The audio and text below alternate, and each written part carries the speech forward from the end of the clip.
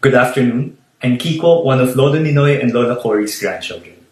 On behalf of my family, I'd like to thank everyone joining us today as we remember the life, struggle, and sacrifice of our Lolo and the thousands who lost their lives in the fight against dictatorship.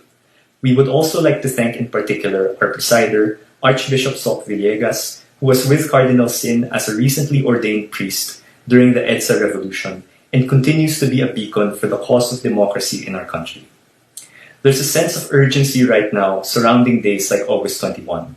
Since the start of the year and even earlier, many people and their stories have gone unseen, drowned out in a sea of half-truths and whole lies. Though I come from a generation that did not experience martial law, the need to be seen is something familiar to us. When one sees someone share an experience that they thought they were going through alone, they feel seen themselves and are comforted by that feeling. This is doubly true when one suffers abuse or discrimination at the hands of another.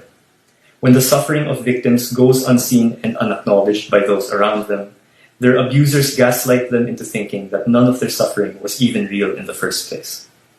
That desire to be seen was something Lolo Ninoy felt as well. That's where yellow came from. As the song goes, tie a yellow ribbon round the old oak tree. It's been 3 long years, do you still want me? Lolo had his doubts, but in the end they were proven wrong by the noise barrage of 1978. Hence the words "The Filipino is worth dying for," his return and martyrdom in 1983, and ultimately the restoration of democracy in 1986. This is the power of being seen. While Lolo Ninoy was the most seen victim of martial law, thousands of others deserve to be seen as well. 31 days from now, we commemorate the 50th anniversary of the Declaration of Martial Law.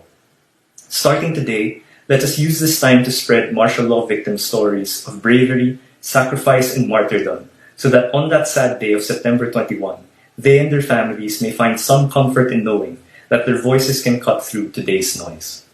And to those victims and families, on the days that you go unheard or unseen, please know that that doesn't make your suffering any less real, because nothing can change the truth.